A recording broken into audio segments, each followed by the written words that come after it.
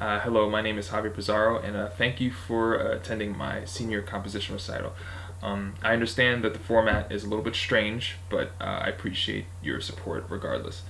Um, Before we start, I'd like to thank the Oakwood Music Department staff, especially my composition teacher, Dr. Kim, and just everybody for their continued musical support and guidance and spiritual guidance throughout the past 4 years. My gratitude to all of you, especially Dr. Kim, is immeasurable. Thank you for trying to mold me into a better musician and a better person. I thank all of you. Next, I would like to thank my family for their continued support of my musical pursuits ever since I was young. I've always felt support and encouragement from my family to do what I loved, and I thank them for that, and I love them. And lastly, I would like to thank God for His grace and His mercy and His guidance just throughout all the aspects of my life. None of us would be here without the grace of God. So I thank the Lord. All right, so the first piece I'm going to play today is called something light and bouncy for solo clarinet and piano. And basically, the inspiration behind this piece was to try and write something a little bit airy and light, not super heavy, but is playful and has a little bit of interplay between the piano and the clarinet, and then has sort of a clarinet solo towards the end of the piece. That was just kind of short and not really super heavy or super intricate, but kind of had some playfulness and more complicated aspects for the clarinet as you move throughout the piece. So, yes, here is something light and bouncy.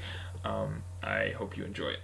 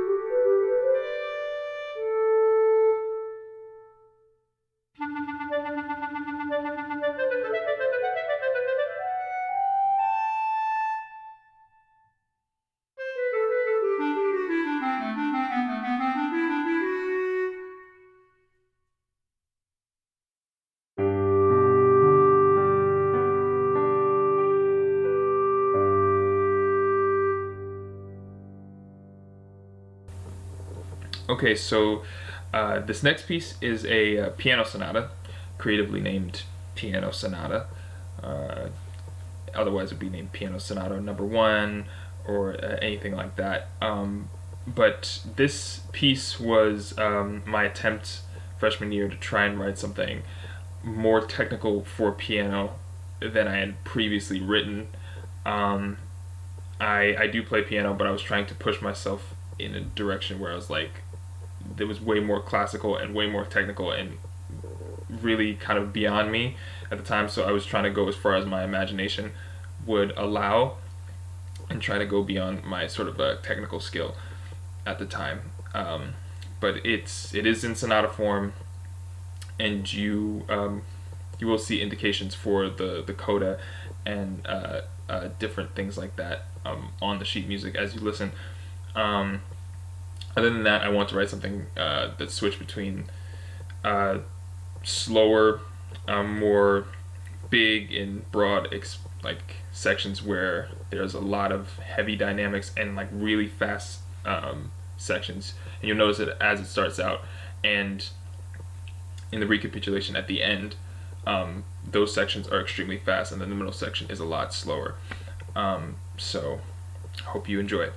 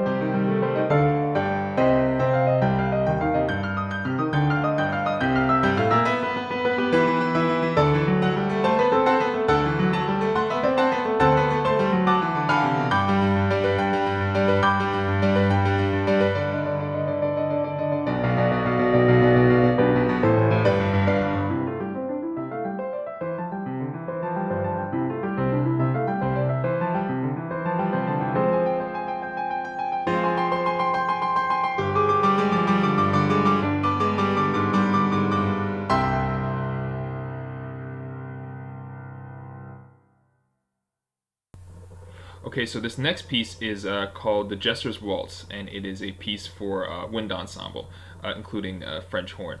And it was a piece I wrote at the beginning of my college career when I started to venture out of solo piano pieces and started to write for larger ensembles and eventually orchestras.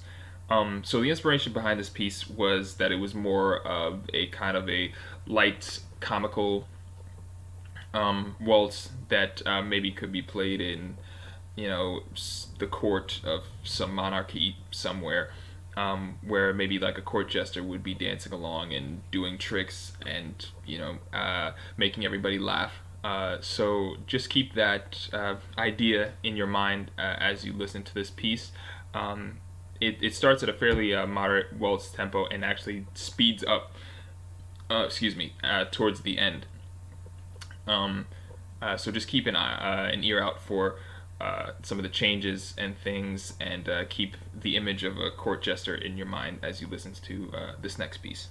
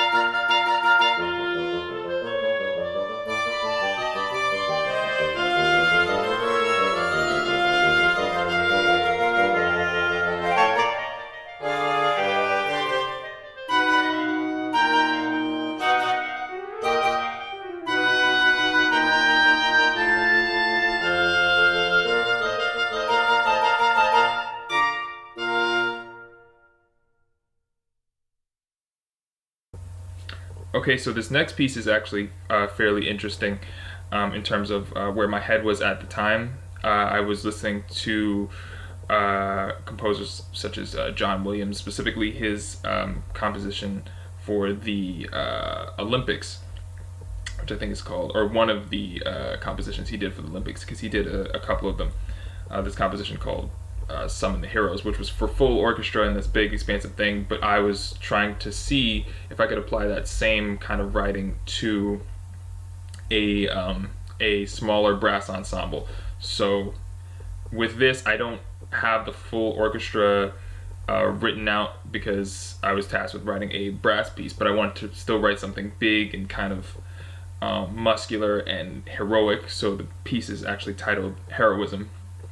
And when you listen to the piece, there are these big kind of muscular chords and a full percussion cadence under all of the brass stuff to kind of give it that propulsiveness that I wanted it to. Also in the trumpets and in the higher horns, so like in the trumpets and the French horns, there are these kind of more dissonant clusters as you go along. So it's not super strictly tonal, although it is in its entirety very tonal piece.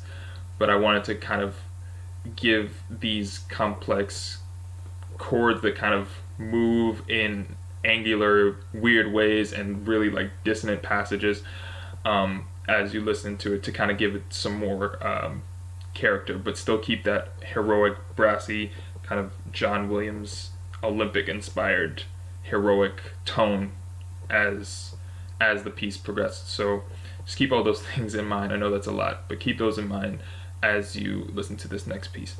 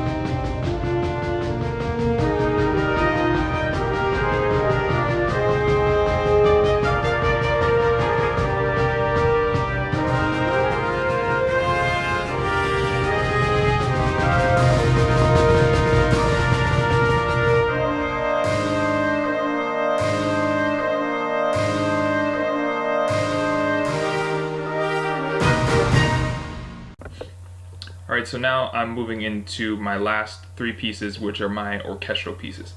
And as you listen to them, you might be able to hear some sort of progression, hopefully, as we move from this first piece, this next piece, and then the last piece. You'll be able to hear my orchestral writing hopefully grow and improve throughout. So the first piece that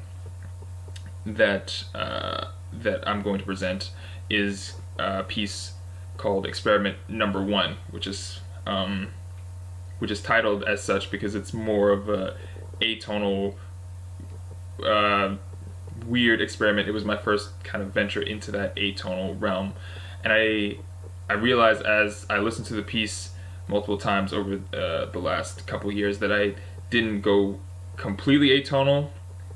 Rather, it is 12 tone in the same way a lot of pieces are 12 tone, and it makes use of the 12 tone system. And I made use of a matrix, but it not all of it is strictly super dissonant. A lot of it is focuses on these solo lines played together with a lot of sections very aggressively, and it mainly focuses on a lot of rhythm. It brings in the percussion section for a long stretch that is very much predominantly the percussion section with these orchestral bursts here and there. And well, the piece starts out driven by these clusters of uh, these clusters of notes defined by the matrix, but it's not as dissonant as maybe you might imagine. I would like to revisit 12 tone writing at some point to kind of write more and more dissonant pieces and sort of experiment with more atonal clusters. But this was my first venture into that realm. So without further ado, experiment number one.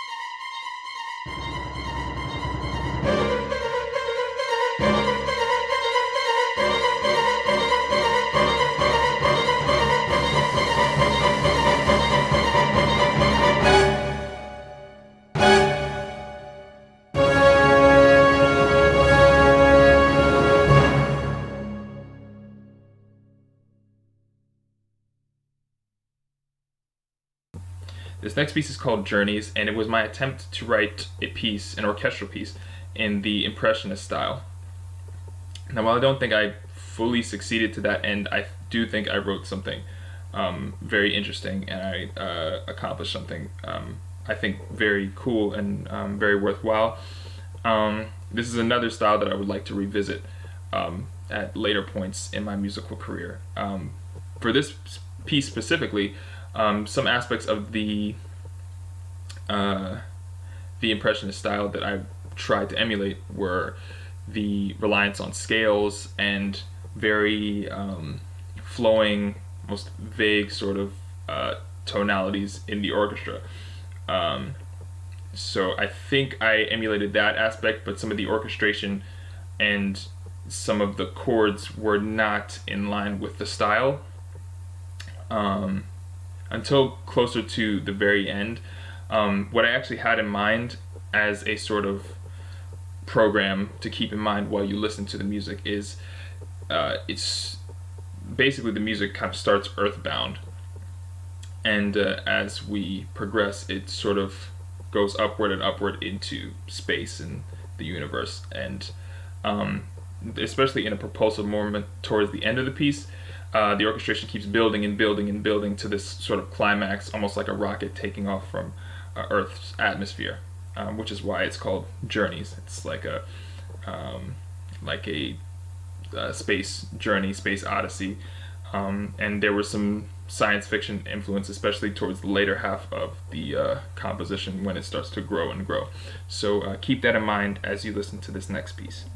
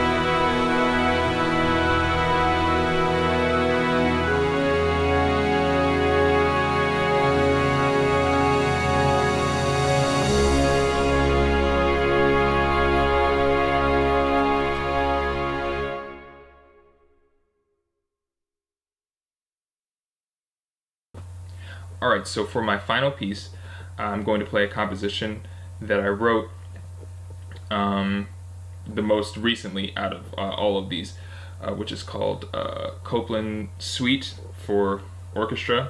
Um, and judging by the name, you might think of Aaron Copland, and you'd be right.